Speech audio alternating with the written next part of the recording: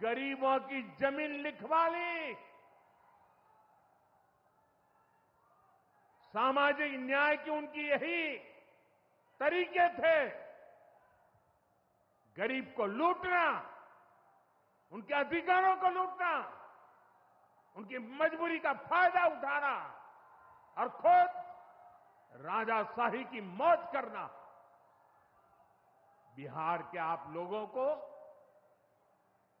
जंगल राज वालों के झूठ और धोखे, उससे आगे भी सावधान रहना बहुत जरूरी है। साथियों, बिजली के बिना विकास अधूरा है। जब बिजली होती है तो औद्योगिक विकास होता है। जब बिजली होती है तो जीवन आसान होता है। और 21वीं सदी तो टेक्नोलॉजी से दौड़ने वाली सदी है। इसलिए डगर डगर पर बिजली की जरूरत रहने वाली है। बीते वर्षों में बिहार में बिजली उत्पादन पर बहुत जोर दिया गया है। आज बिहार में बिजली की खपत 10 साल पहले से 4 गुना हो गई है। नबीनगर में एनटीपीसी का बड़ा पावर प्रोजेक्ट बन रहा है। इस पर 30,000 करोड़ रुपया खर्च किए जाएंगे। इससे बिहार को 1500 मेगावाट बिजली मिलेगी। बक्सर और पीर पैंती में भी नए थर्मल पावर प्लांट शुरू हो जाएंगे। भाइयों बहनों, अब हमारा ध्यान भविष्य की ओर है।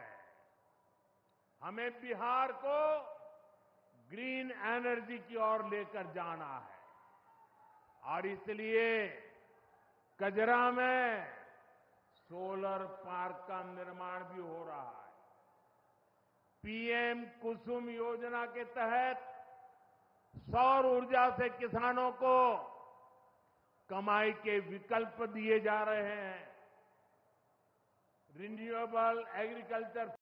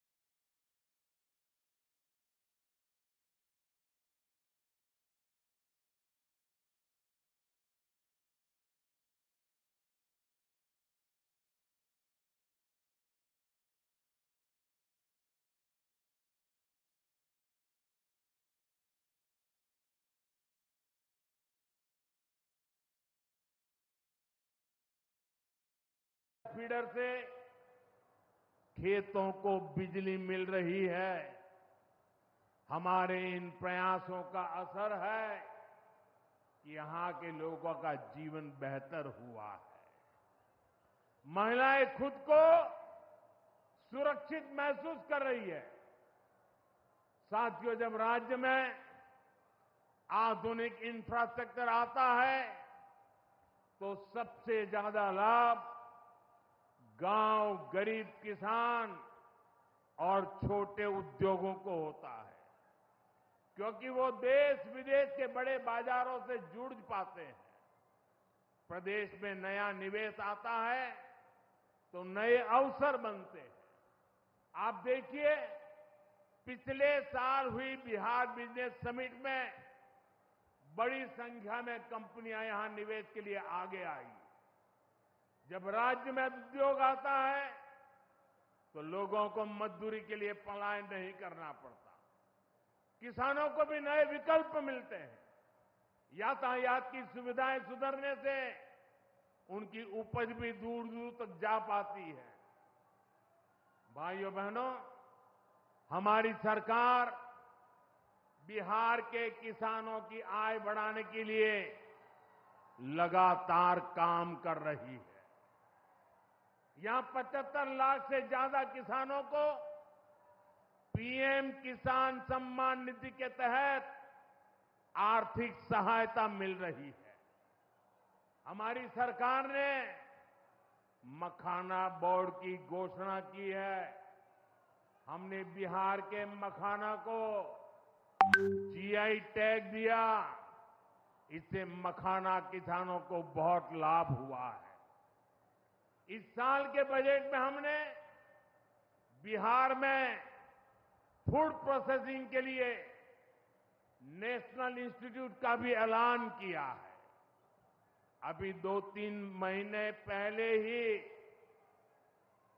कैबिनेट ने 2-3 दिन पहले ही कैबिनेट ने खरीफ के मौसम के उसके लिए धान समेत 14 फसलों की एमएसपी को बढ़ाने को मंजूरी दी है। इससे किसानों को अपनी फसलों का बेहतर दाम और आमदनी भी बढ़ेगी।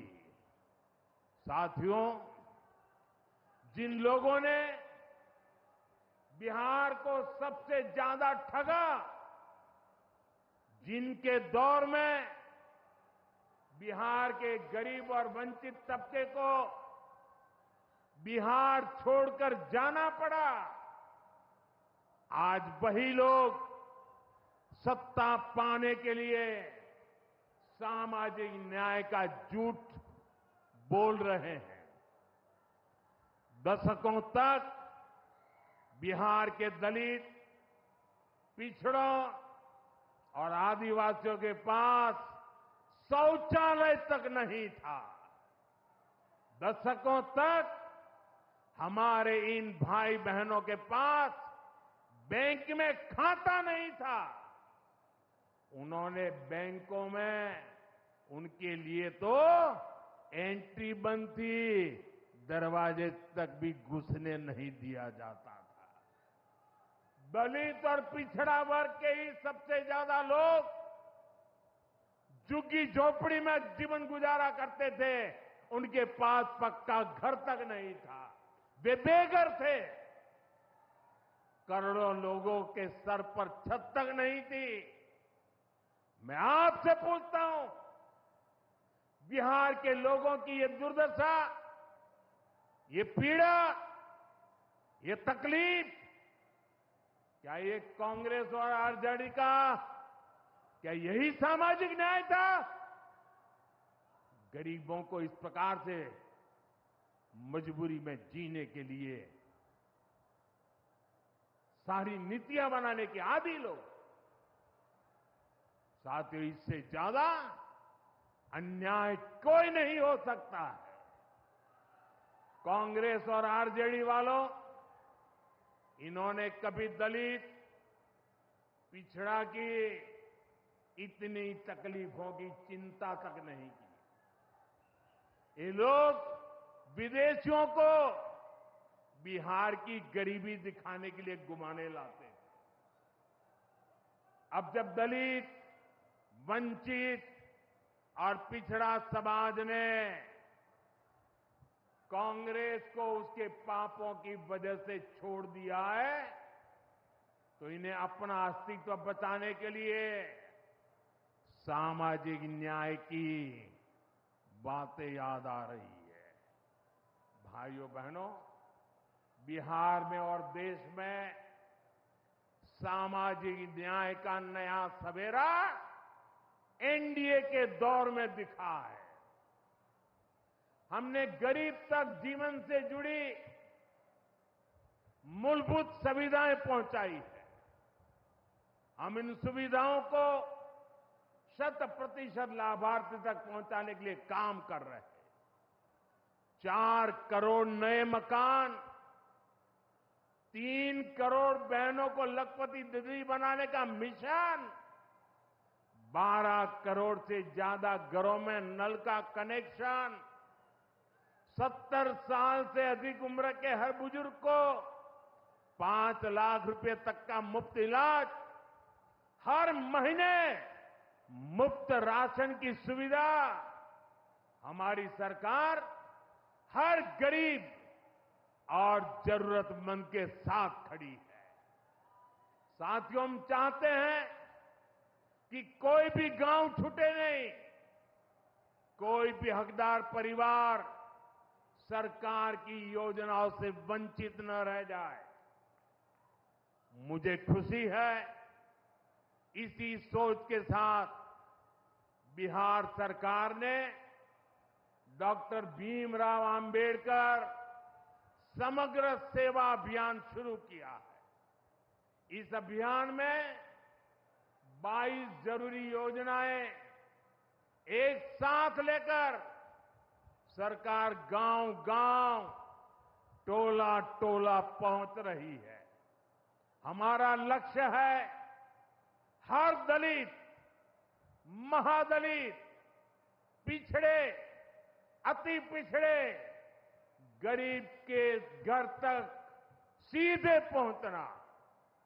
मुझे बताया गया है कि अब तक 30,000 से ज्यादा कैंप लग चुके हैं।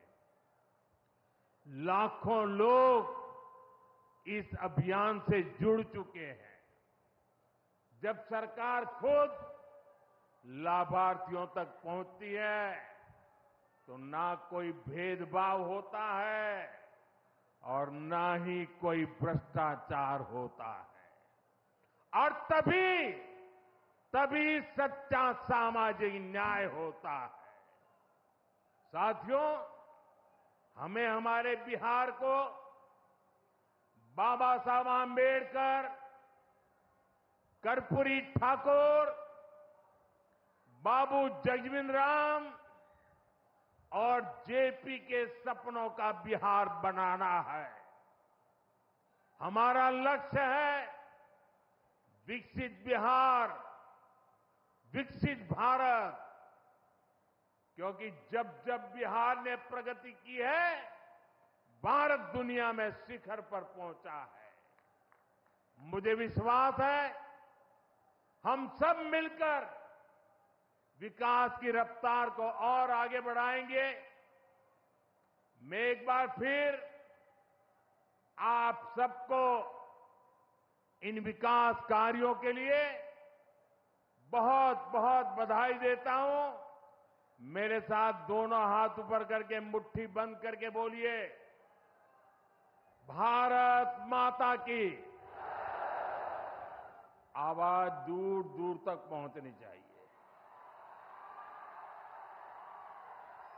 सीमा पर खड़े हमारे जवान का सीना चौड़ा हो जाना चाहिए। भारत माता की, भारत माता की, भारत माता की। बहुत बहुत धन्यवाद। जी हाँ, ना देश झुकेगा, ना बिहार का विकास रुकेगा। विकसित बिहार, विकसित भारत।